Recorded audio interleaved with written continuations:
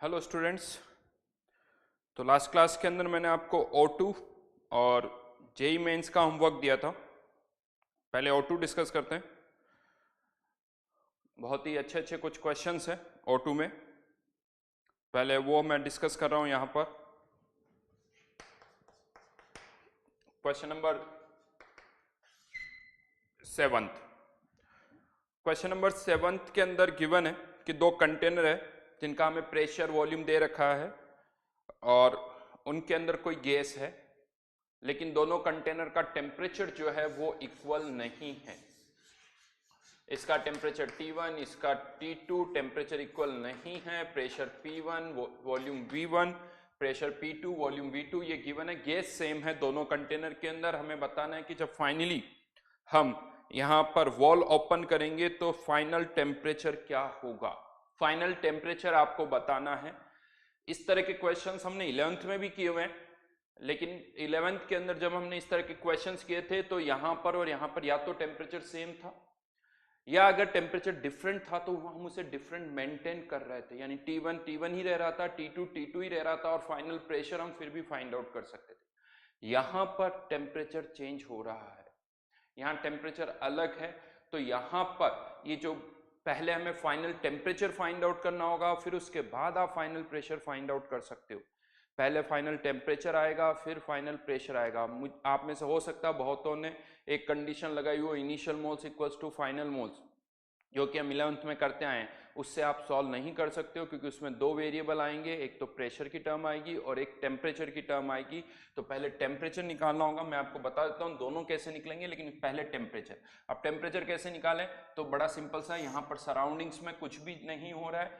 क्या होगा, एक गैस एनर्जी लूज करेगी, हीट लूज करेगी और दूसरी गेन करेगी। बाहर से कोई और एनर्जी आ नहीं रही है, बाहर से कोई वर्क हो नहीं रहा है, तो इसकी टोटल इंटरनल एनर्जी में तो कोई चेंज नहीं होगा। यू टोटल विल बी 0, यानी delta U1 plus delta U2 equals to 0। किसी एक की इंटरनल एनर्जी बढ़ेगी, किसी एक की इंटरनल एनर्जी कम होगी। अब आपको एक्सप्रेशन लिखना है NCV।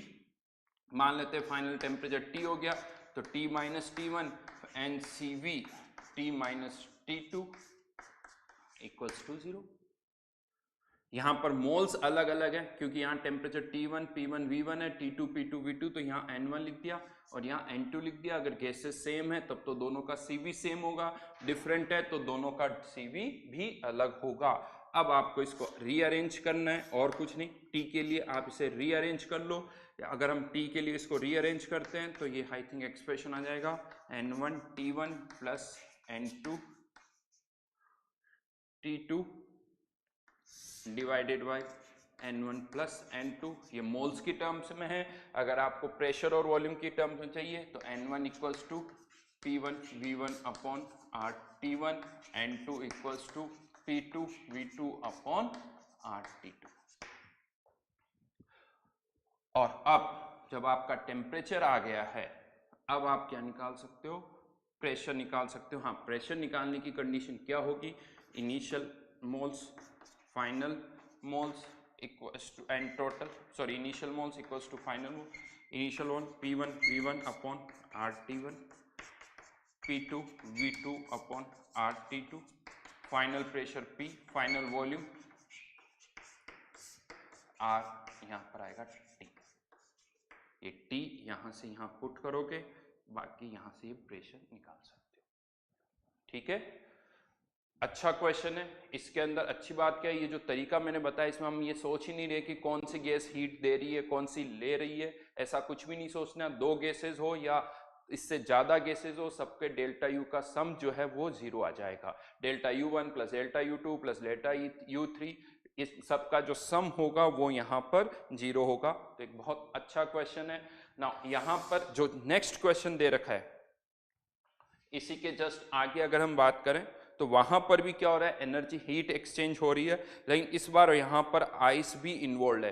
तो जब आइस इन्वॉल्व है और आइस मेल्ट हो रहा है तो आइस के लिए तो फिर ये वाला फॉर्मूला नहीं लगेगा। ये फॉर्मूला हम तब लगाते हैं जब टेम्परेचर चेंज हो रहा है, फेज चेंज में ये फॉर्मूला यूज नहीं होंगे। तो यहां पर क्वेश्चन नंबर 8 की अब मैं बात करूं तो enthalpy of fusion of ice दे रखा है। What is the smallest number of ice cubes each containing 9 gram of water needed to cool 500 gram of liquid water from 20 degree Celsius to 1 degree. यानी हमें 500 ग्राम वाटर में से heat निकालनी है क्योंकि उसे कूल करना है। अब हमें 500 ग्राम मोल्स में कन्वर्ट करना होगा, डिवाइड बाय 18। लिक्विड वाटर है तो इसके लिए सीपी सीवी सब बराबर होते हैं, तो इसीलिए इस पे सीपी सीवी के बारे में नहीं सोचना। हीट कैपेसिटी दे रखी है 75.6, हाँ ये जूल पर मोल पर केल्विन, तो ये मोल हो गए, ये जूल इनटू टेम्परेचर कितना कम करना है 20। मैं मैग्नीट्यूड लिख रहा हूँ, कम करना है नहीं, इतनी हीट बाहर निकालनी, तो ये हो गया ms delta T equals to, मान लेते हैं n आइस क्यूब चाहिए, एक आइस क्यूब का मास 9 ग्राम, तो मोल्स में कन्वर्ट करें तो ये मोल्स हो गए इनटू n, इतने मोल्स।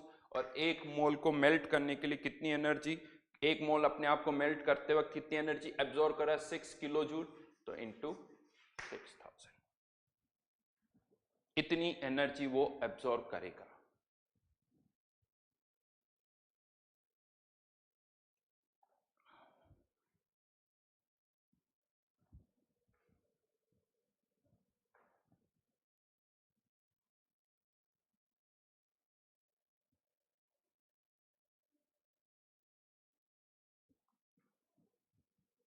ठीक है, देन 7th 8th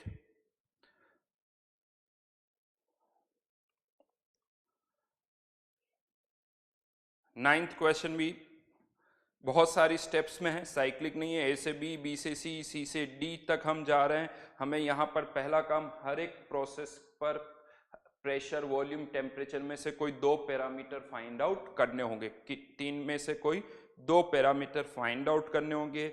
सबसे पहले अगर हम देखें आई थिंक तो सी से डी का टेम्परेचर दे रखा है, प्रेशर दे रखा है, डी पॉइंट का प्रेशर दे रखा है, तो सी से डी में डी पॉइंट का आप टेम्परेचर निकाल सकते हो, वही इरिवर्सिबल प्रोसेस है। तो T1 पता है, P1 पता है, P2 पता है, T2 आपको निकालना है, वो निकाल सकते हो। देन इसी तरह की स्टेप्स आपको फॉलो करनी पड़ेगी। जैसे ए से बी में आइसोथर्मल एक्सपांशन हो रहा है, आइसोथर्मल एक्सपांशन तो टेम्परेचर चेंज नहीं होगा, 500 केल्विन ही रहेगा, तो बी पॉइंट का टेम्परेचर भी 500 केल्विन ही रहेगा। और फिर बी से सी जाने पर टेम्परेचर आधा हो रहा है, वॉल्यूम कांस्टेंट है, तो प्रेशर भी आधा होगा। तो सी पॉइंट का प्रेशर अगर 1 बार है तो बी पॉइंट का प्रेशर जो है वो कितना हो जाएगा 2 बार। इस तरह से पहले हम इसे यूं बोलते हैं कोऑर्डिनेट्स फाइंड आउट कर लो, प्रेशर, वॉल्यूम, टेम्परेचर में से कोई 2, और फिर आप इसको सॉल्व कर सकते हो। ये सारे स्टेटमेंट्स जो यहाँ पर पूछे जा रहे हैं, question number 11 true and false, मैंने बहुत सारे स्टेटमेंट्स आपको बताए, इनको बहुत अच्छी तरह से आपको करना है, क्योंकि जितना ज़्यादा इनको करोगे, एक बार नहीं, अगर पहली बार में सोचने में ज़्यादा टाइम लग रहा है, फिर से वापस शीट को सॉल्व करो ताकि फास्ट हो, कन्फ्यूज़न ना रहे, बार बार करना होगा, बार बार जितनी बार इनको रिवाइज करोगे क्लियरिटी उतनी बढ़ेगी। आपको लग रहा है हो गया, अब चलो यार कर ली थी हमने शीट, नहीं, अगर एक ही बार किए 5-7 दिन के बाद आप वापस से भूल जाओगे, तो इनको फिर से करो ताकि कॉन्फिडेंस आए। यहां पर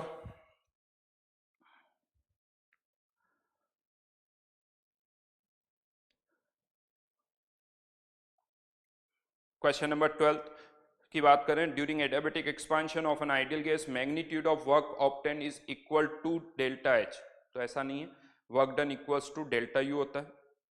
For same change in temperature of ideal gas through adiabatic process, magnitude of work done will be same in reversible as well as irreversible process। तो वर्क डन का फॉर्मूला होता है NCV डेल्टा टी, तो चाहे reversible हो या irreversible हो, क्योंकि टेम्परेचर चेंज सेम है तो वर्क डन भी सेम होगा। हाँ, लेकिन यहाँ पर फाइनल प्रेशर और फाइनल वॉल्यूम जो है वो सेम नहीं होंगे, फाइनल प्रेशर और फाइनल वॉल्यूम दोनों अलग अलग होंगे, केवल फाइनल टेम्परेचर सेम है, प्रेशर, वॉल्यूम, टेम्परेचर। एक एडियाबेटिक एक्सपांशन आप कर रहे हो, या तो आप तीनों को अलग रख सकते हो फाइनली, या तीनों में से कोई एक सेम रख सकते हो, लेकिन 2 तो अलग होंगे ही होंगे। During an adiabatic reversible expansion of an ideal gas temperature of system increases, गलत है, एडियाबेटिक एक्सपांशन में टेम्परेचर जो है वो कम होता है, बढ़ता नहीं है। For same change in volume of ideal gas delta U is less in adiabatic expansion than in isobaric expansion if expansion starts from. इसका तरीका क्या है, एक प्रोसेस आइसोबारिक और एक adiabatic, same change in volume, ये वॉल्यूम में change same हो गया। अब आप सोचो आइसोबारिक के अंदर तो टेम्परेचर बढ़ रहा है, टेम्परेचर बढ़ रहा है और यहाँ टेम्परेचर कम हो रहा है। तो यहाँ पर डेल्टा यू की अगर हम बात करें तो यहाँ तो डेल्टा यू पॉजिटिव होगा और यहाँ का डेल्टा यू जो होगा वो नेगेटिव होगा। तो डेल्टा यू जो है आइसोबारिक का एडियाबेटिक से डेफिनेटली ज्यादा होगा, आइसोबारिक का डेल्टा यू ज्यादा होगा। ऑलमोस्ट यही चीज क्वेश्चन नंबर 14 में फिर से पूछी जा रही है।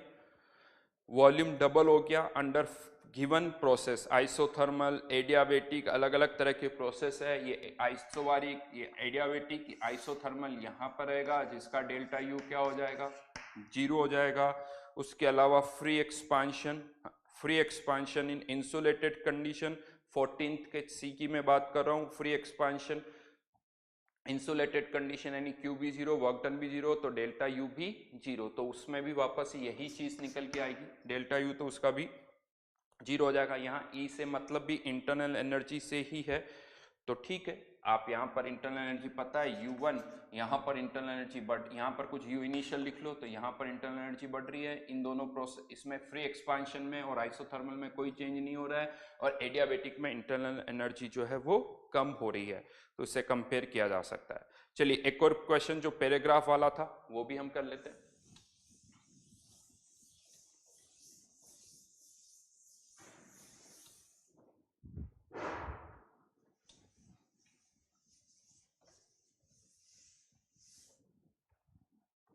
क्वेश्चन नंबर 15 और 16। 15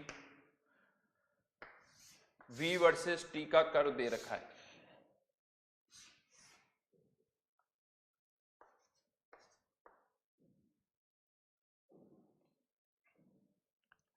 इस कर्व में थोड़ी सी गड़बड़ दिख रही है, मुझे लगता है ये एरो भी इसी तरफ होगा। इसको मार्क कर देते हैं, A B C। V versus T का कर्व है, A B C, ये प्रोसेस है। हमें इसको रीप्लॉट करना है, तो पहले तो रीप्लॉट करने की बात करते हैं। तो ये प्रोसेस कौन सा हो गया, इसमें प्रेशर कांस्टेंट, इसमें वॉल्यूम कांस्टेंट और इसमें टेम्परेचर कांस्टेंट।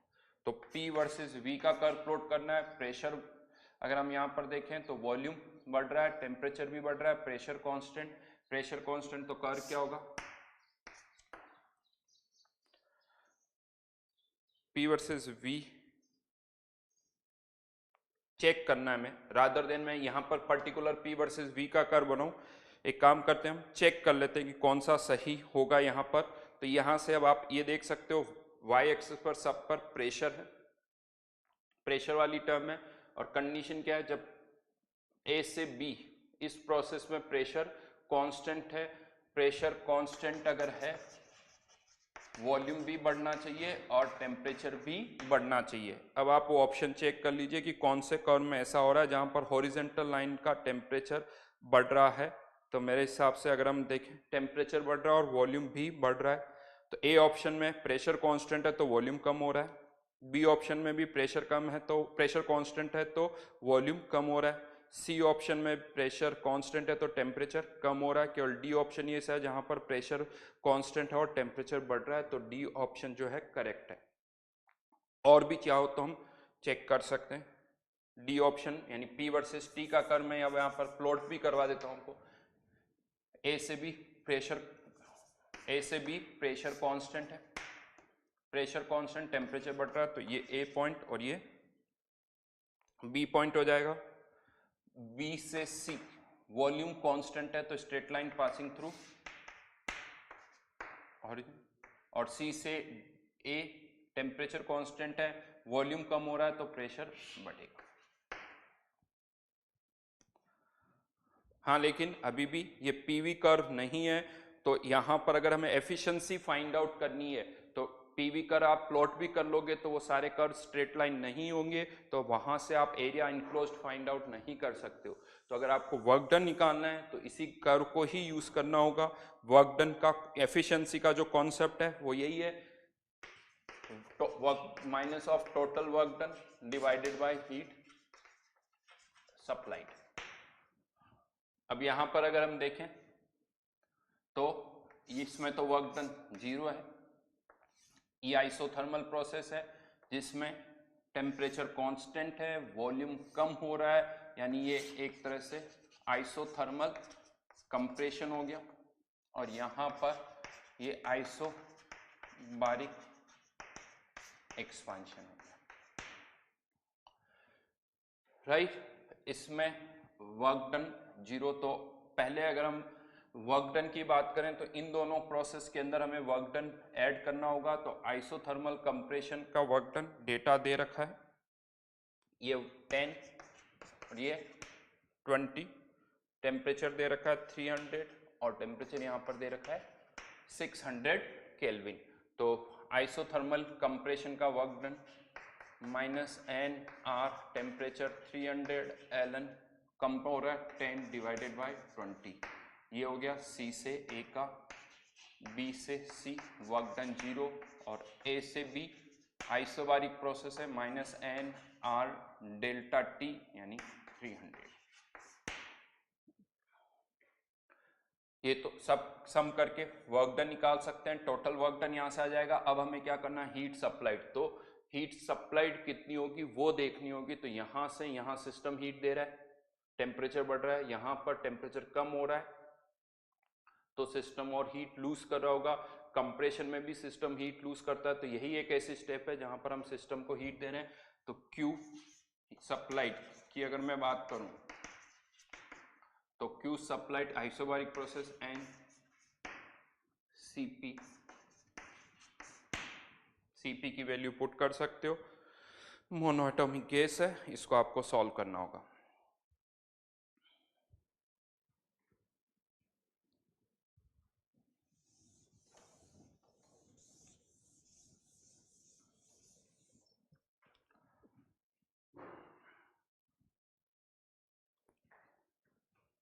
Question number 17, 18, 19। 17, 18, 19।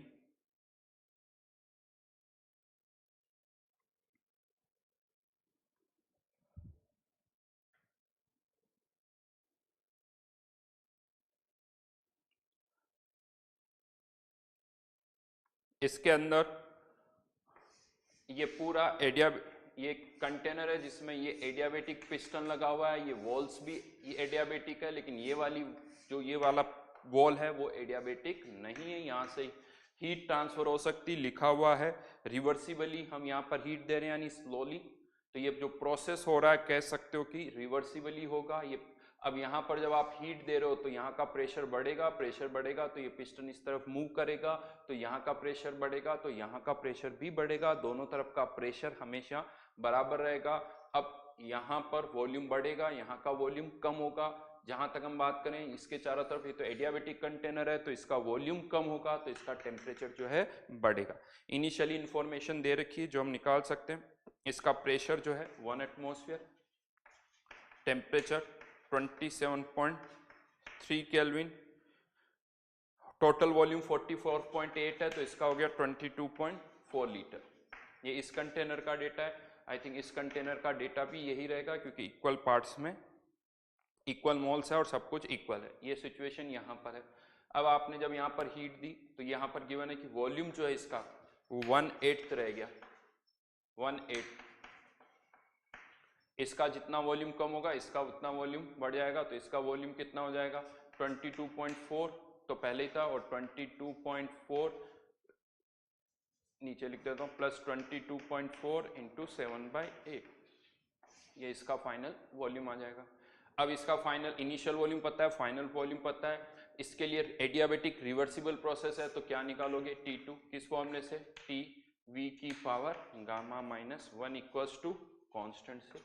इसका फाइनल टेम्परेचर आपको निकालना पड़ेगा। फाइनल टेम्परेचर आ गया PV इक्वल्स टू nRT से चाहो तो मोल्स निकाल सकते हो, 10 मोल्स आ रहे हैं तो फाइनल टेम्परेचर पता है, फाइनल वॉल्यूम पता है, मोल्स चेंज नहीं होंगे 10, तो यहां से आप इसका फाइनल प्रेशर भी निकाल सकते हो। वापस बोल रहा हूं स्टेप्स। इस सेकंड कंटेनर का क्या निकालोगे फाइनल टेम्परेचर, फाइनल टेम्परेचर जब आपके पास आ गया तो पीवी इक्वल टू एनआरटी से फाइनल प्रेशर, इसका जो फाइनल प्रेशर होगा वही इसका फाइनल प्रेशर होगा। फाइनल वॉल्यूम इसका पता है क्योंकि जितना इसका कम हुआ उतना इसका बढ़ गया, तो इसका फाइनल प्रेशर आ गया। और इसका फाइनल प्रेशर है, इसका फाइनल वॉल्यूम है, मोल्स पता ही है, तो इसके लिए भी क्या लगा दो, पीवी इक्वल टू एनआरटी।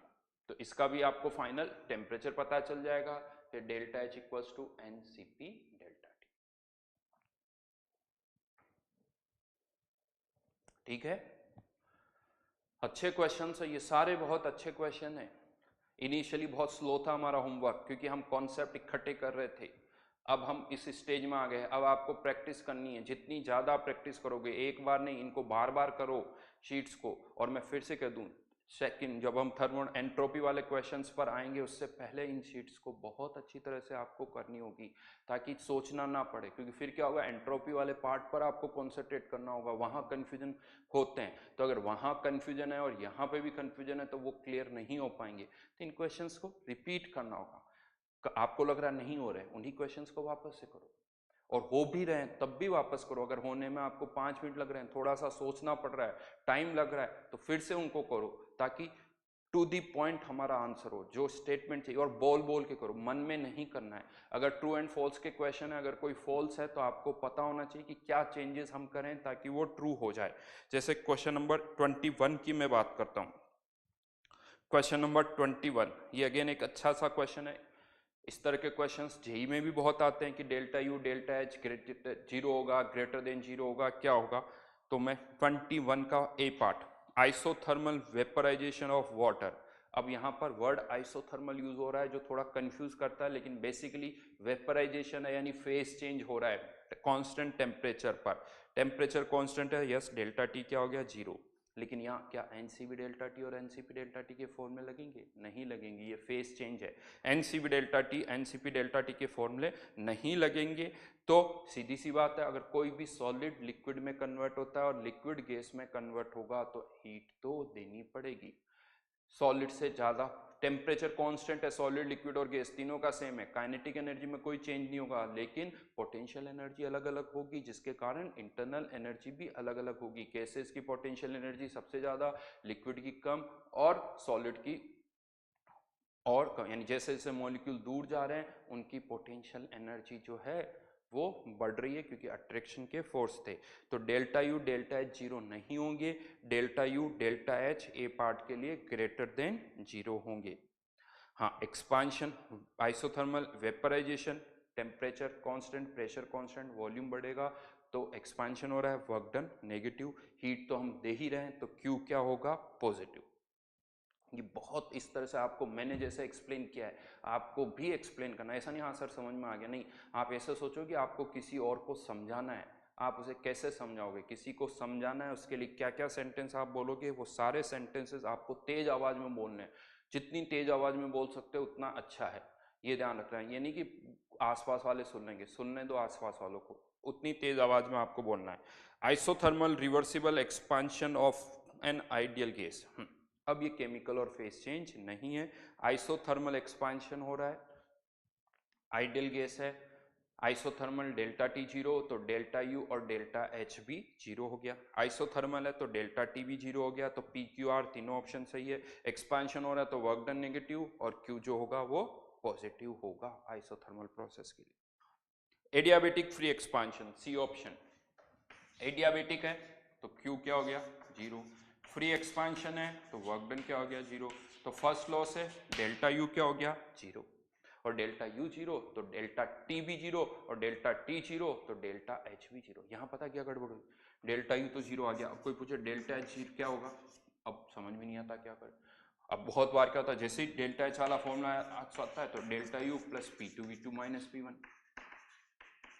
अब यहां से सोचने लगते हैं, हो तो यहां से भी जाएगा, लेकिन ये तरीका लेंदी है कि हाँ डेल्टा यू जीरो तो अब डेल्टा एच, उसके लिए इस पर कमेंट करना होगा, उस पर कमेंट सडनली क्लिक नहीं करता। वैसे यहाँ पे भी आप कह सकते हो एन आर डेल्टा टी, इसको भी लिख सकते हो एन आर डेल्टा टी, और लेकिन फिर वापस यहीं आओगे कि डेल्टा यू जीरो तो डेल्टा टी जीरो, तो डेल्टा टी जीरो तो ये टर्म भी जीरो, ये टर्म भी जीरो।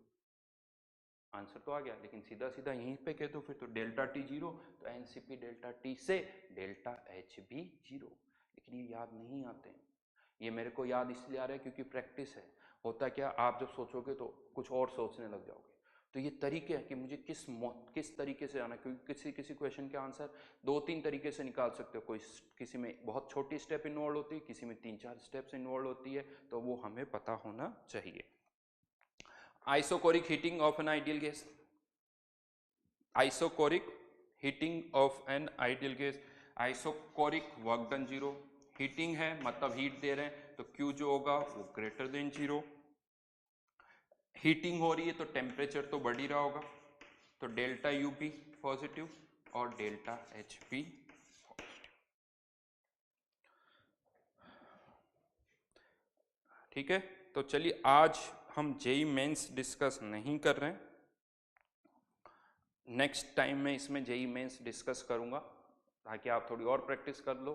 फिर से मैं कहूँगा आप में से हर एक स्टूडेंट जिसने चाहे O2 पहले कर ली हो, उनको भी वापस O2 के हर एक क्वेश्चन को फिर से करना है। हर एक क्वेश्चन को फिर से एक अलग, यानी यूँ कर दो जैसे होता ना, वापस से हर उसी रजिस्टर के अंदर फिर से O2 को करो हर एक क्वेश्चन को। और ये जो ट्रू एंड फॉल्स के क्वेश्चंस है, ऐसा नहीं है कि क्वेश्चन नंबर 11 हाँ सर हवा में हो गया, नहीं। क्वेश्चन नंबर 11 जब आप सॉल्व करो रजिस्टर में लिखो ए ऑप्शन फॉल्स है, क्यों फॉल्स है वो भी लिखो, बी ऑप्शन ट्रू या फॉल्स जो भी है, स्पेशली ट्रू है तब तो ठीक है, लेकिन अगर वो फॉल्स है तो वो ट्रू कैसे होगा वो लिखो, तो वो भी वहां पर लिखो। A B C D option में एक्सप्लेनेशन लिखो उनके। क्यों मैं बता रहा हूँ ये जरूरी है, क्योंकि अभी क्या है, बहुत सारी चीजें आपके माइंड में है, फ्रेश है। प्रॉब्लम क्या होती है, 2 महीने बाद 3 महीने बाद जब हम दूसरे चैप्टर स्टार्ट कर देते हैं, प्रैक्टिस कम होने लगती है, तो याद ही नहीं आता कि पहले कैसे किया था। तब आपको ये लिखा हुआ होगा तभी आप रिकॉल कर पाओगे, अदरवाइज रिकॉल नहीं कर पाओगे। तो O2 के क्वेश्चन देखिए, S1 अलग तरह के क्वेश्चन है, S1 में न्यूमेरिकल्स है सारे, वो अलग तरह के क्वेश्चन है, O2 अलग तरह की है। तो ये O2 की स्पेशली मैं बात कर रहा हूँ क्योंकि इसके अंदर डेटा नहीं है, आपको मेनली लॉजिक देना है कि ऐसा क्यों हो रहा है, तो इनके एक्सप्लेनेशन लिखो, बार बार करो। अगर स्पीड नहीं आ रही है, सोचना पड़ रहा है आपको, आपने कुछ सोचा फिर लगा गलत है, फिर सोचा, अगर इस तरह की सिचुएशन है तो इन्हें बार बार आपको करना होगा। ठीक है, तो जेई मेंस जो है वो मैं नेक्स्ट टाइम डिस्कस करूंगा। तब तक ग्रुप पर आप अभी भी O2 के और डाउट्स जो हैं वो आपके माइंड में है तो वो पूछिए, प्रैक्टिस अच्छी तरह से होनी चाहिए। ठीक है,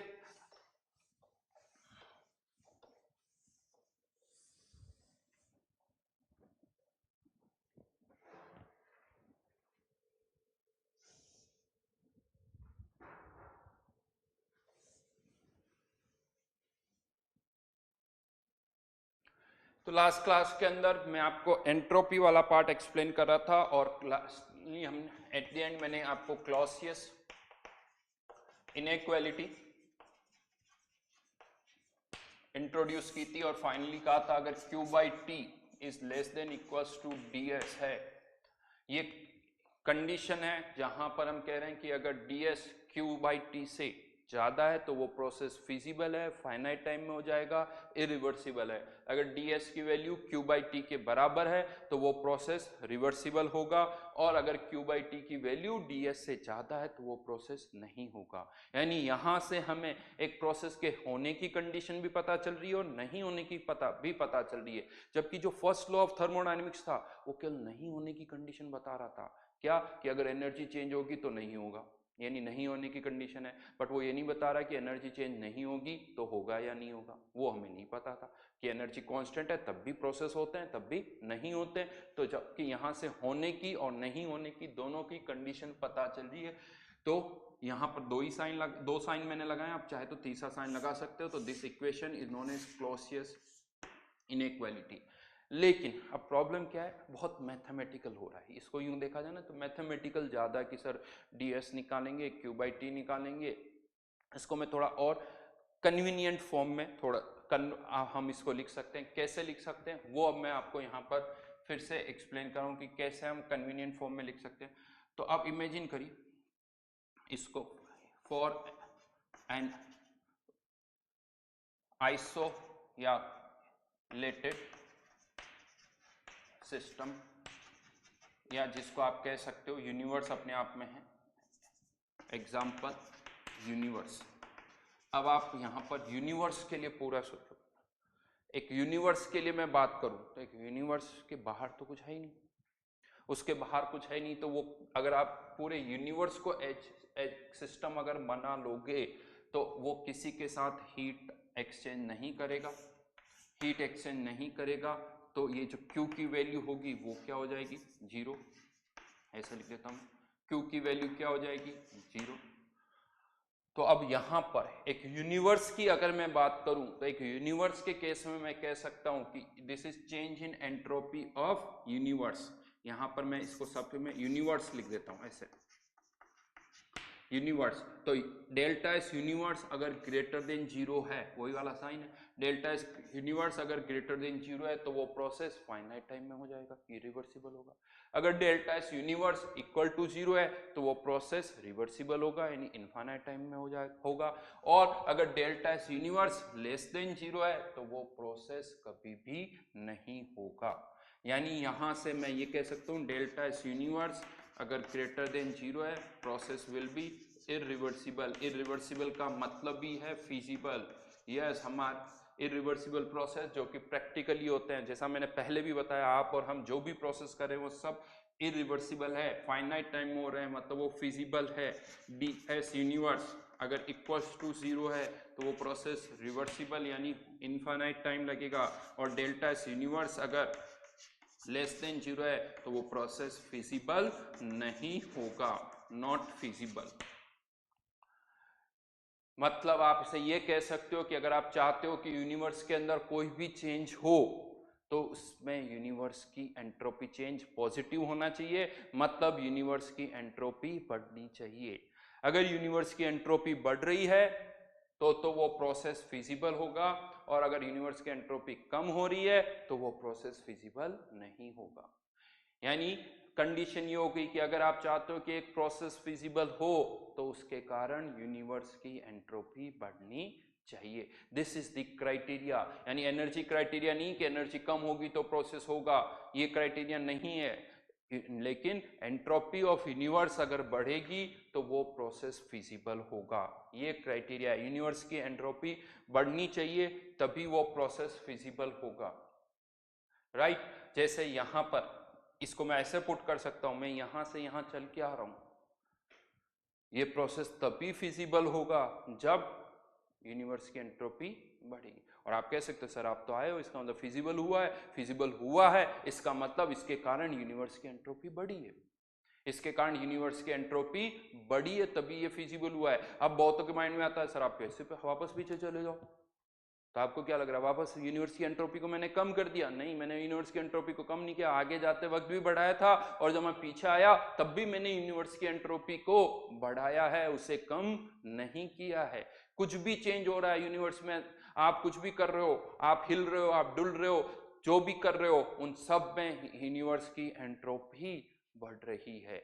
यानी यूनिवर्स की एंट्रोपी कांस्टेंट नहीं है, यूनिवर्स की entropy day by day continuously increase हो रही है।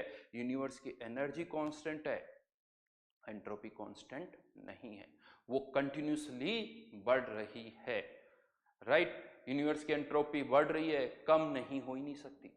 यूनिवर्स की एंट्रोपी कम नहीं हो सकती क्योंकि ऐसा कोई प्रोसेस फिजिबल ही नहीं होगा। आप चाह के भी यूनिवर्स की एंट्रोपी को कम नहीं कर सकते हो। आप यहां आगे जा रहे हो, यूनिवर्स की एंट्रोपी बढ़ी, फिर आप सोचो पीछे आ रहा हूं, कम नहीं की, आपने यूनिवर्स की एंट्रोपी को बढ़ा दिया है, वो कम नहीं हो रही है। समझ में आया मेरी बात?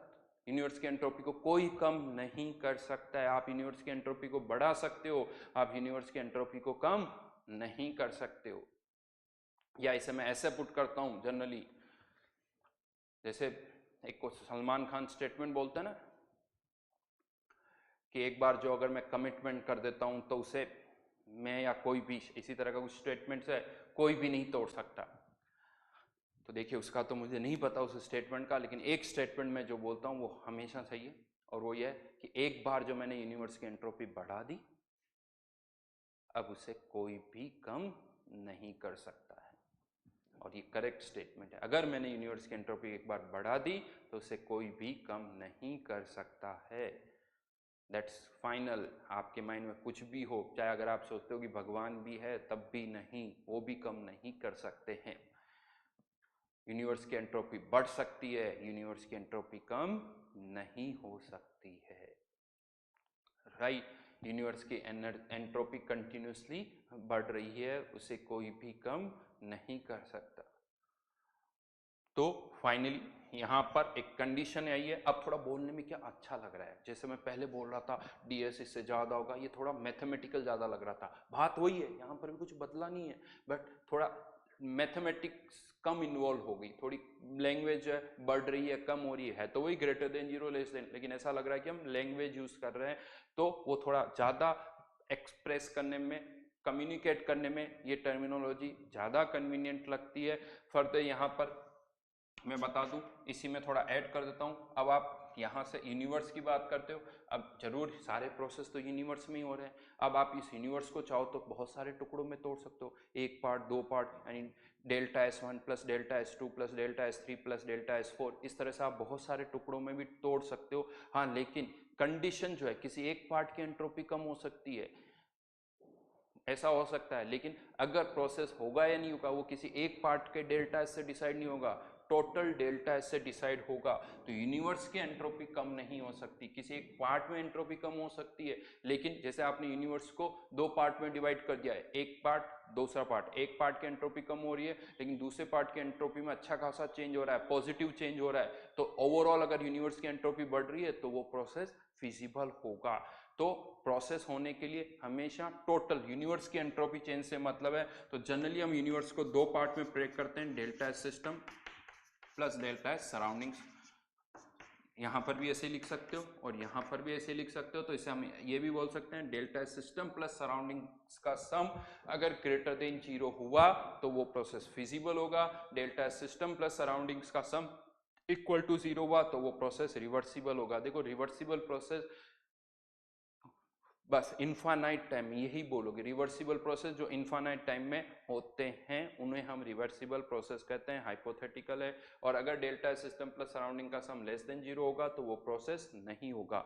यहाँ पर कोई जरूरी नहीं है, हो सकता है ये पॉजिटिव, ये नेगेटिव हो, ये पॉजिटिव हो, और अगर ये नेगेटिव ये पॉजिटिव है लेकिन दोनों का अगर सम पॉजिटिव है तो वो प्रोसेस हो जाएगा, और दोनों का सम नेगेटिव है तो वो प्रोसेस नहीं होगा। यानी इंडिविजुअल डेल्टा एस सिस्टम या इंडिविजुअल डेल्टा एस सराउंडिंग से आप प्रोसेस होने या नहीं होने पर कमेंट नहीं कर सकते हो। उसके लिए आपको क्या यूज करना पड़ेगा, डेल्टा एस यूनिवर्स। तो ये फाइनली कंडीशन हमारे पास आ गई कि एक इस यूनिवर्स के अंदर अगर हमें एक प्रोसेस करना है तो यूनिवर्स की एंट्रोपी बढ़नी चाहिए, तभी वो प्रोसेस हो सकता है, अदरवाइज वो प्रोसेस नहीं होगा। ये हमारे पास कंडीशन आ गई। और यहीं से अब मैं आपको, अभी मैं इसको प्रूव भी करूंगा, प्रूव इन द सेंस कुछ एग्जांपल्स के थ्रू, लेकिन उससे पहले एक और चीज मैं आपको यहाँ पर समझा दूं। अब सही में रिवर्सिबल और इरिवर्सिबल के मीनिंग आपको यहाँ समझ में आएंगे। जो ये वर्ड्स रखे ना, इरिवर्सिबल और रिवर्सिबल, वो यहाँ से समझ में आएंगे। कैसे कि एक इरिवर्सिबल प्रोसेस में एक जो फाइनाइट टाइम हो गया, आप यहाँ से यहाँ गए, आपने क्या किया, यूनिवर्स की एंट्रोपी को बढ़ा दिया, यूनिवर्स की एंट्रोपी को बढ़ा दिया। अब आप कुछ भी कर लो, इसे रिवर्स नहीं कर सकते हो। ये एंट्रोपी जो बढ़ गई उसे कम नहीं किया जा सकता है। That's why it is called irreversible process. इसीलिए इसे कहा जाता है इरिवर्सिबल प्रोसेस। आप इसे वापस रिवर्स नहीं कर सकते हो। जबकि एक रिवर्सिबल प्रोसेस अगर आप कर रहे हो तो एंट्रोपी चेंज पहले भी नहीं हुआ था, रिवर्स भी करने पे कुछ भी, यानी एंट्रोपी पहले भी नहीं बढ़ी थी, वापस रिवर्सिबली कर रहे हो, कम नहीं होगी। तो रिवर्सिबल में एंट्रोपी में चेंज नहीं हो रहा है, जबकि इरिवर्सिबल में एंट्रोपी बढ़ रही है और उसे आप वापस कम नहीं कर सकते हो। यानी एक ऐसा चेंज आपने कर डाला जो कि रिवर्स नहीं हो सकता है। जबकि सिस्टम का टेम्परेचर वापस हो जाएगा, सिस्टम का वॉल्यूम वापस हो जाएगा, सिस्टम का प्रेशर वही हो जाएगा, बट यूनिवर्स की एंट्रोपी वापस जो है वो वही नहीं आएगी। That's why it is called irreversible process. अब यहीं पर आता है, सर ठीक है आप इतनी देर से बोल रहे हो तो अब मान ही लेते हैं आपकी बात, लेकिन फिर भी लगता है कि क्या गारंटी की ये जो आपने यहाँ पर इस तरह से मैथमेटिकली पेज पे कुछ डिराइव किया है वो सही है। तो चलिए कुछ एक बहुत ज़्यादा देखो एग्जाम्पल नहीं, कुछ एग्जाम्पल्स है जो मैं यहाँ पर ले रहा हूँ जिससे इसी चीज़ को हम जस्टिफाई करेंगे।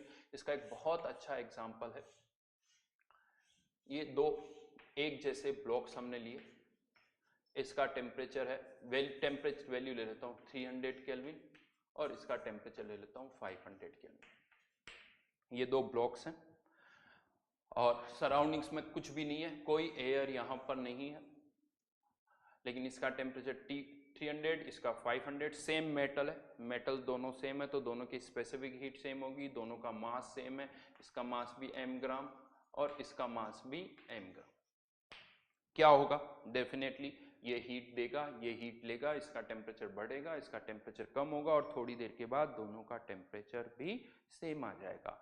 टेम्परेचर कितना होगा वो अभी मैंने बताया था, डेल्टा यू से आप निकाल सकते हो, लेकिन मास सेम है तो m और s या c दोनों टर्म कैंसिल आउट हो जाएगी, तो इसका टेम्परेचर आप निकालोगे तो 300 प्लस 500 अपॉन 2 निकाल लेना आ जाएगा, तो ये आ जाता है 400 केल्विन। ये इसका फाइनल टेम्परेचर होगा और हमें पता है कि हाँ ये हीट देगा, ये हीट लेगा और ये प्रोसेस फाइनाइट टाइम में कंप्लीट हो जाएगा, ये आपको पता है। अब अगर ये फाइनाइट टाइम में हो रहा है तो इसका मतलब इससे यूनिवर्स की एंट्रोपी बढ़नी चाहिए।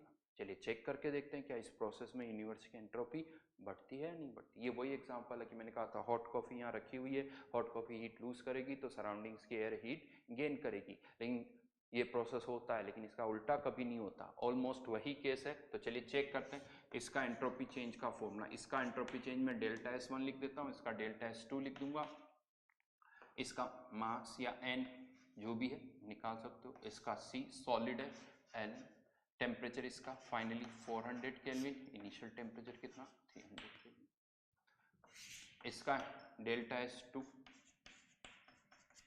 And C L final temperature 400 kelvin, initial temperature 500 kelvin.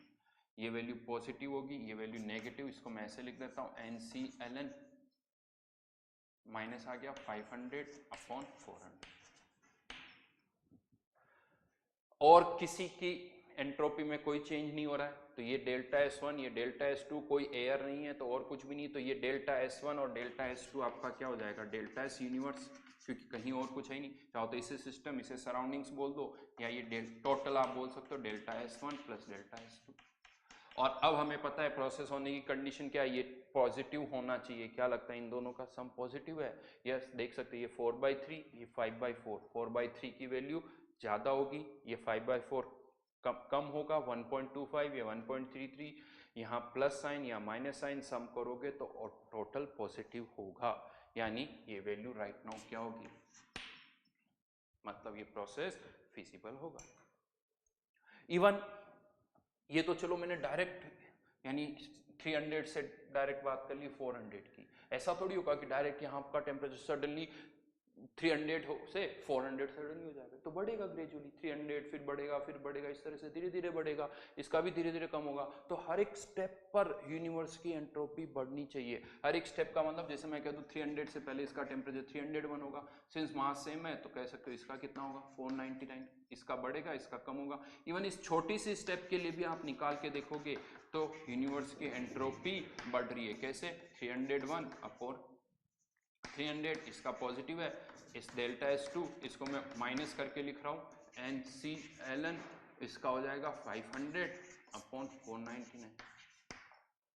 300 पर 1 बढ़ रहा है या 499 पर 1 बढ़ रहा है, ये रेशियो इससे ज्यादा होगा, राइट। हमेशा ये ध्यान रखना 4/3 is greater than 5/4, 5/4 is greater than, आप कुछ भी ले सकते हो 8/7, ये रेशियो ज्यादा होगा। तो यहां पर अगेन ये वैल्यू डोमिनेट करेगी, इसीलिए टेम्परेचर यहाँ का 300 से 301 यहाँ का कम हो गया, फिर 301 से 302 यहाँ का 499 से 498, फिर यहाँ पर एक बढ़ेगा फिर एक कम होगा। हर एक छोटी छोटी स्टेप के लिए आप चेक कर सकते हो कि इन दोनों का सम पॉजिटिव आ रहा है। और हमें यह भी पता है कि ये प्रोसेस कब तक होता है, जब तक दोनों का टेम्परेचर 400 नहीं हो जाता। उसके बाद आपको लगता है प्रोसेस होता है, नहीं होता। उसके बाद सिस्टम इक्विलिब्रियम पे। क्यों? क्योंकि अगर उसकी 400 केल्विन होने के बाद अगर प्रोसेस हो गया, इसका हो जाता 401 और इसका हो जाता 399, अगर इसके लिए आप चेक करो नहीं होता ये। क्यों? क्योंकि यूनिवर्स की एंट्रोपी कम हो जाएगी। कैसे कम हो जाएगी वो मैं बताता हूँ। NCln 401 हो गया इसका अपॉन 400 और यहाँ पर delta S minus NCln 390 sorry plus पहले लिख देता हूँ कंफ्यूज 399 अपॉन 400। अब मैं माइनस लिख रहा हूँ यहाँ पर तो इसका उल्टा कर देता हूँ 400 अपॉन 399। अब यहाँ पर उल्टा हो गया 399 पर 1 का चेंज, यहाँ पर 400 पर 1 का चेंज, ये वैल्यू मैग्नीट्यूड वाइज ज्यादा होगी, माइनस साइन ये कम होगी, ओवरऑल सम नेगेटिव होगा। यानी 400 केल्विन जब दोनों का टेम्परेचर हो गया, अब आपने और हीट, अगर और हीट ट्रांसफर होती है तो यूनिवर्स की एंट्रोपी बढ़ेगी नहीं, यूनिवर्स की एंट्रोपी कम हो जाएगी। इसीलिए जैसे ही दोनों का टेम्परेचर बराबर आता है उसके बाद कोई हीट ट्रांसफर नहीं होता है।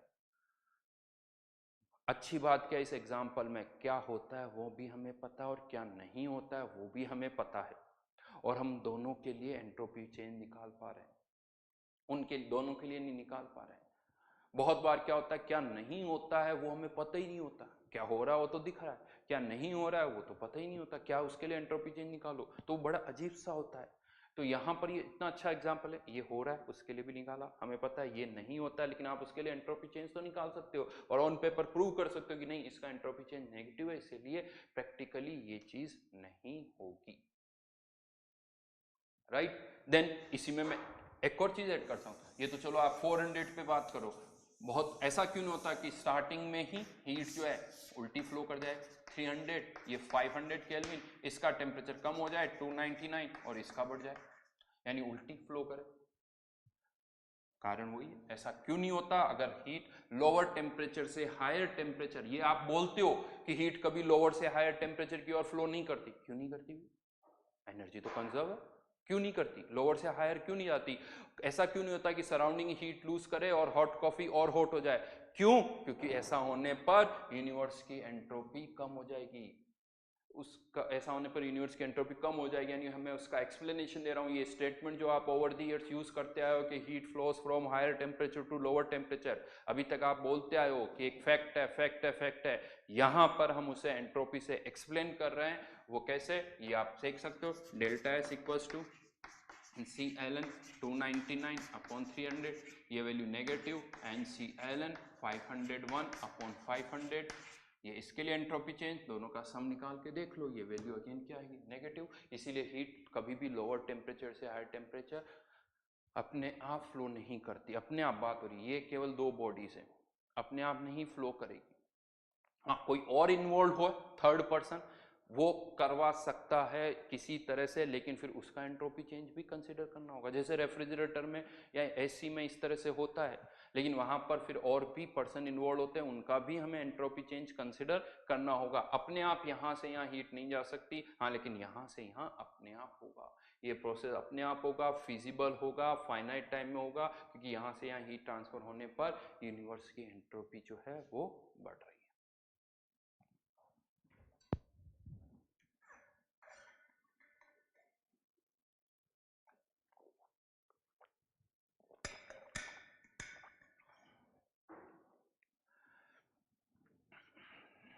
देखिए इंटरेस्टिंग चीज़ है, बड़ा अच्छा एग्जाम्पल भी है। हाँ टाइम लगेगा बट यूज़ करो इसको, सोचो पॉजिटिव वे में सोचना का। फिर से मैं कहूँगा एग्जाम्पल एक है, आपको इसी को यूज़ करना होगा। हाँ लेकिन ये एंट्रोपी के जो फॉर्मूले ना, ये इतने बड़े, ये तो आइडियल गैस या सॉलिड लिक्विड पे हम लगा रहे हैं। अब आप सोचो कि डेली लाइफ में हम ये फॉर्मूला लगा दें, या आप ये सोचो कि ये जो कोविड-19 है इसका सर इस पर एंट्रोपी लगा दो, तो वो पॉसिबल नहीं है।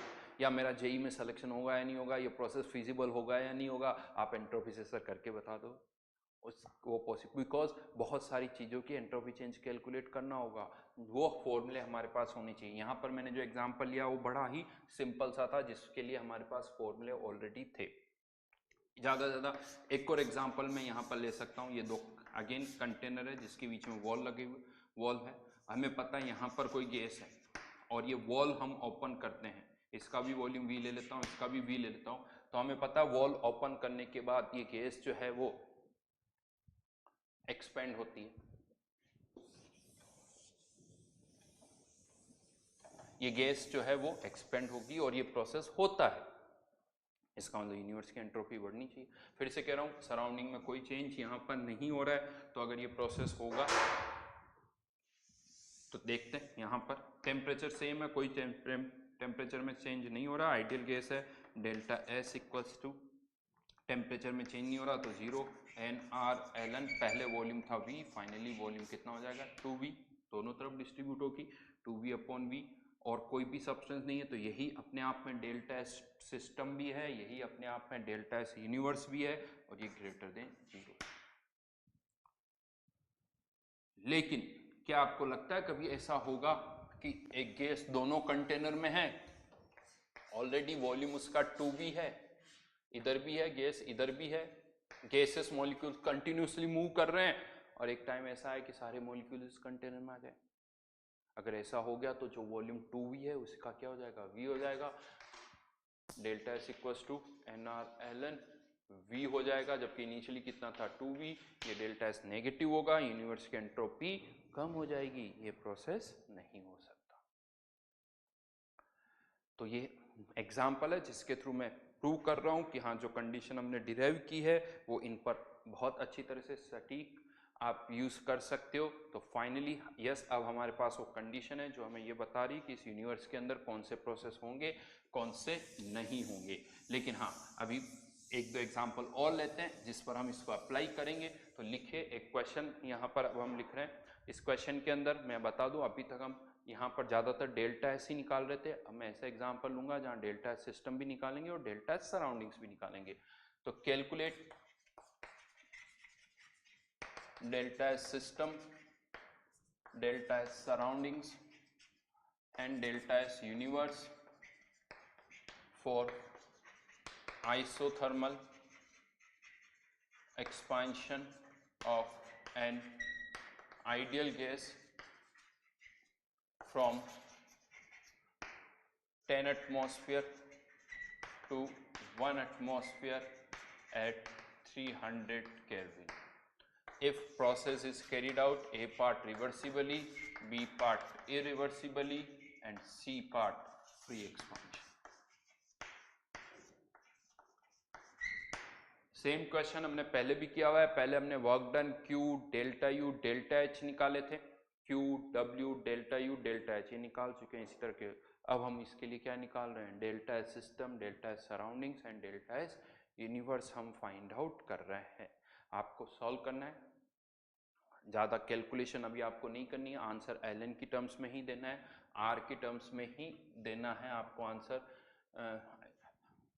1 मोल, मोल्स 1 ले लीजिए, n इक्वल्स टू 1 मोल, तो R और Ln की टर्म्स में ही अभी आपको आंसर यहाँ पर देने हैं। तो फर्स्ट पार्ट का answer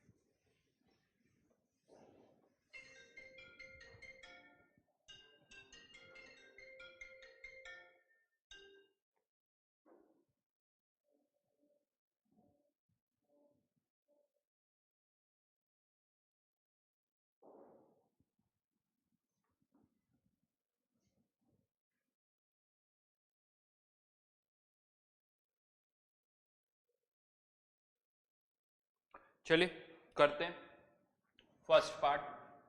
isothermal process delta S system equals to formula, चलिए एक बार मैं लिख देता हूं, N R L N T two upon T one plus N R L N P one upon P two. ठीक है, तो ये वाली टर्म जो है ये जीरो हो जाएगी, ये वाली टर्म जो है वो जीरो हो जाएगी, प्लस क्योंकि टेम्परेचर कांस्टेंट है यहाँ पर R L N P one upon P two, तो 10 डिवाइडेड बाई 1, तो answer is R L N 10। Then second one delta S, अब यहाँ पर सराउंडिंग्स और निकालना है इसी पार्ट का। अब इसके आपके पास दो तरीके हैं, कौन से, सिंस लिखा हुआ है प्रोसेस रिवर्सिबल है, तो एक रिवर्सिबल प्रोसेस के लिए delta S system plus delta S surroundings का जो सम होता है, delta S system plus delta S surroundings का सम 0, तो डेल्टा एस सराउंडिंग सिंपली आप क्या कह सकते हो, minus of delta S system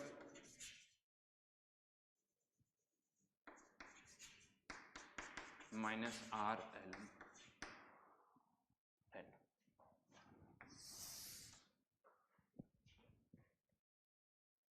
N minus R L N 10।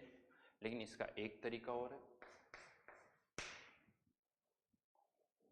इसका एक तरीका और है, वही फॉर्मूला डेल्टा एस सराउंडिंग्स जो मैंने बताया था, Q surrounding divided by temperature of surrounding, क्योंकि सराउंडिंग्स के लिए तो सारे ही प्रोसेस रिवर्सिबल होते हैं, तो इसीलिए यहाँ क्यू रिवर्सिबल हम नहीं लिखते हैं। अब क्यू सराउंडिंग क्या होता है, minus of Q system temperature of surrounding, Q system क्या होगा, minus minus plus W upon temperature.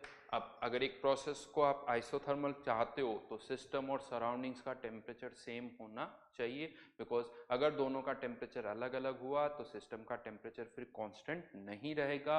तो यहाँ पर जो टेम्परेचर है सराउंडिंग्स का, अगर सिस्टम का 300 है तो सराउंडिंग का टेम्परेचर भी 300 ही रहेगा, यानी ये temperature of system isothermal process के लिए। वर्क डन का फॉर्मूला अब आप यहाँ लिख सकते हो, minus N R 300 L N 10 isothermal expansion 10 divided by 1 upon temperature of system, N की वैल्यू 1, तो माइनस आर एल एन 10।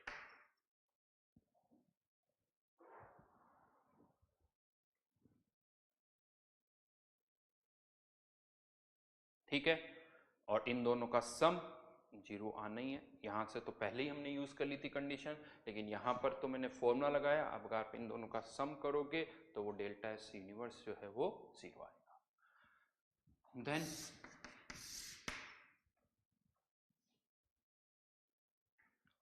यहाँ पर सेकेंड पार्ट में आते हैं। अब प्रोसेस हम रिवर्सिबली नहीं इरिवर्सिबली कर रहे हैं, तो जैसा मैंने बताया एंट्रोपी चेंज अगर सिस्टम का आप फाइंड आउट कर रहे हो तो सिस्टम का एंट्रोपी चेंज अगर हम निकाल रहे हैं तो 10 एटमॉस्फेयर से 1 एटमॉस्फेयर, ए से बी अगर हम रिवर्सिबली जाएं इरिवर्सिबली जाएं, जैसे यहाँ पर 10 एटमॉस्फेयर से 1 एटमॉस्फेयर, सीधी सी बात है 1, टेम्परेचर में चेंज नहीं हो रहा है। अब यहाँ से यहाँ आप रिवर्सिबली जाओ इरिवर्सिबली जाओ, कैसे भी जाओ, डेल्टा एस का फॉर्मूला तो वही लगेगा, तो डेल्टा एस अभी भी आर एल एन 10 ही होगा, पहले वाली टर्म 0, डेल्टा एस सिस्टम में कोई चेंज नहीं होगा। लेकिन हाँ अब बात आती है what about delta S surroundings. Delta S surroundings हम कैसे निकालेंगे सेकंड पार्ट का, तो क्या इस बार भी delta S system plus surrounding का सम 0 कर देंगे, नहीं ये तो अब नहीं कर सकते, ग्रेटर देन 0 होता है।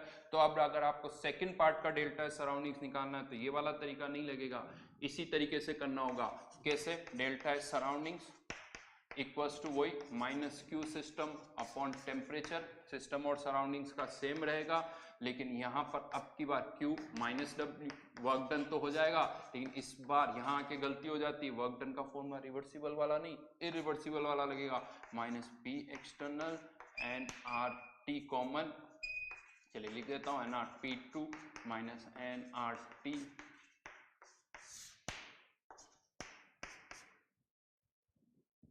तो यहां से अब P2 और P एक्सटर्नल सेम होंगे तो वैल्यू पुट कर दो, 1 nRT common 1 upon 10 upon T nRT cancel out हो गया। अब आप इसको सॉल्व कर दीजिए, तो ये 9/10 माइनस 9/10 तो यहाँ पर ये डेल्टा एस सराउंडिंग्स होगा जो कि 0.9 आ रहा है, और इसको अगर आप सॉल्व करोगे तो 2.3 आ रहा है, 2.3 आर और -0.9 आर ओवरऑल पॉजिटिव होगा, ओवरऑल पॉजिटिव होगा। तो यहाँ पर ये second part and third part के लिए हम बात करें तो थर्ड पार्ट के लिए भी वापस है डेल्टा एस सिस्टम, पहली वाली टर्म 0 आर एल एन 10, यही मैंने फॉर्मूला लगा दिया। हाँ, यहाँ गड़बड़ होती है बहुतों के साथ। गड़बड़ क्या होती, जैसे ही सुनते हैं, ये मैंने तो फॉर्मूला लगाया, गड़बड़ क्या होती, जैसे ही सुनते हैं फ्री एक्सपांशन तो सबके माइंड में ही स्ट्राइक करता है वर्क डन 0। दूसरा स्ट्राइक क्या करता है कि आइसोथर्मल है तो डेल्टा यू 0। तो तीसरा क्या स्ट्राइक करता है, क्यू बी 0। और जैसे ही हम बोलते हैं क्यू 0 तो ऐसा लगता है कि फिर तो क्यू बाई टी से डेल्टा एस सिस्टम भी 0। यानी यहाँ पर हमने चेक ही नहीं किया कि ये जो Q है वो Q रिवर्सिबल है या इरिवर्सिबल है। इस Q से आप एंट्रोपी चेंज तभी निकाल सकते हो जब ये Q रिवर्सिबल है। क्या लगता है, ये फ्री एक्सपांशन रिवर्सिबल है? फ्री एक्सपांशन में पहले भी बता चुका हूँ, ये फ्री एक्सपांशन इरिवर्सिबल है। तो ये जो Q है वो Q इरिवर्सिबल है, इससे आप सिस्टम का एंट्रोपी चेंज नहीं निकाल सकते हो। तो क्वेश्चन आता फिर क्या करें सर, वही फॉर्मूला। इसीलिए मैंने आपसे कहा था अगर सिस्टम का एंट्रोपी चेंज निकालना है तो Q बाई टी से मत सोचो, सिस्टम का एंट्रोपी चेंज निकालना है तो हमेशा formula NCP ln T2 by T1 plus NR ln P1 by P2, इसी फॉर्मूले से सोचो, इसी फॉर्मूले से आपको सोचना होगा, राइट। देन यहां पर ये पर्टिकुलर ये अब सिस्टम का तो यही रहेगा। हाँ, बात आती डेल्टा सराउंडिंग से निकालें, तो अगर ये क्यू इरिवर्सिबल प्रोसेस है, लेकिन ये है तो क्यू सिस्टम का क्यू इरिवर्सिबल है और वो 0 है, तो सिस्टम का क्यू 0 तो सराउंडिंग का क्यू भी 0। और सराउंडिंग्स की क्यू के केस में ये रिवर्सिबल हो या इरिवर्सिबल हमें इससे मतलब नहीं है। तो यहाँ पर सराउंडिंग्स के केस में हम इस क्यू से इरिवर्सिबल वाले क्यू से भी निकाल सकते हैं। तो ये क्यू 0 तो एंट्रोपी चेंज 0। यानी इसको मैं ऐसे पुट करूँ, सराउंडिंग्स का एंट्रोपी चेंज निकालना है तो आप ये सोचो पहले सराउंडिंग्स कितनी हीट ले रहा है या दे रहा है वो निकालो, और कुछ भी नहीं सोचना, रिवर्सिबल इरिवर्सिबल कुछ भी नहीं सोचना है। केवल इतना सोचो कि सराउंडिंग्स हीट अगर ले रहा है दे रहा है तो कितनी ले रहा है दे रहा है, वो क्यू आ जाएगा और उस क्यू से आप सराउंडिंग का एंट्रोपी चेंज निकाल सकते हो। उसमें प्रोसेस रिवर्सिबली कर रहे हैं इरिवर्सिबली कर रहे हैं इससे कोई मतलब नहीं है। सराउंडिंग्स का एंट्रोपी चेंज निकालना है तो सराउंडिंग्स का क्यू निकालो और उससे एंट्रोपी चेंज फाइंड आउट कर लो। हाँ, अगर सिस्टम का एंट्रोपी चेंज आप Q से निकालना चाहते हो तो हमेशा पहले सोचना पड़ेगा कि वो जो Q है वो Q रिवर्सिबल है या वो Q इरिवर्सिबल है। बहुत अच्छा क्वेश्चन है, सॉल्व करो एक बार, कंफ्यूजन होगा। ये क्वेश्चन ऐसा है, इवन मैंने जब फर्स्ट टाइम किया था मुझे बहुत टाइम लगा था, फिर इवन ये हुआ था हाँ अब तो कुछ समझ में आ गया, लेकिन हुआ क्या 10-15 दिन के बाद फिर से सोचा तो बहुत टाइम लगा सोचने में, फिर 5-6 महीने बाद फिर से सोचा तो लगा फिर से भूल गया। बहुत बार प्रैक्टिस करनी होगी, यानी इस क्वेश्चन को कम से कम आपको 20 बार करना होगा यानी तब जाके ये कॉन्सेप्ट ये फिट होगा। अभी समझ में आएगा 2 मिनट बाद लगा यार फिर कुछ गड़बड़ हो गई, फिर आज समझ में आएगा ऐसा लगा कल फिर गड़बड़ हो गई। रिपीट करना होगा, मेरे स्टेटमेंट्स को रिकॉल करना होगा। मैं आज आपको बता रहा हूँ, कल फिर मैं आपको इसका बताऊंगा और इसके साथ और भी क्वेश्चंस करेंगे। इसीलिए मैंने आपसे कहा था एंट्रोपी इतनी आसान नहीं है। आप सोच रहे हो कि मैं सब कुछ, अभी भी मैंने एंट्रोपी के बारे में आपको सब नहीं बताया है। अगर आपके माइंड में अभी भी ऐसा है कि मैं सब कुछ बता चुका हूँ, नहीं बताया, क्योंकि एट द एंड अभी भी आप मुझसे ये पूछ सकते हो कि सर ये बात तो समझ में आ गई कि यूनिवर्स की एंट्रोपी बढ़ेगी तो प्रोसेस होगा, कम होगी तो नहीं होगा, ठीक है, बट लास्ट में एक क्वेश्चन आता है, सर अब तो बता दो एंट्रोपी क्या है। एंट्रोपी है कुछ नहीं, एंट्रोपी क्या है, एंट्रोपी एंट्रोपी क्या है मैंने कुछ नहीं बताया, बस मैंने ये बताया कि यूनिवर्स की एंट्रोपी बढ़ेगी तो वो प्रोसेस होगा, और वो कैलकुलेट कैसे करना है उसके तरीके बता रहा हूँ, लेकिन एंट्रोपी हमें नहीं पता है। अभी पिक्चर बाकी है, बहुत बाकी है पिक्चर, करते जाओ क्वेश्चंस करते जाओ। तो चलिए इससे आगे फिर अब नेक्स्ट क्लास में करेंगे, ठीक है, थैंक यू।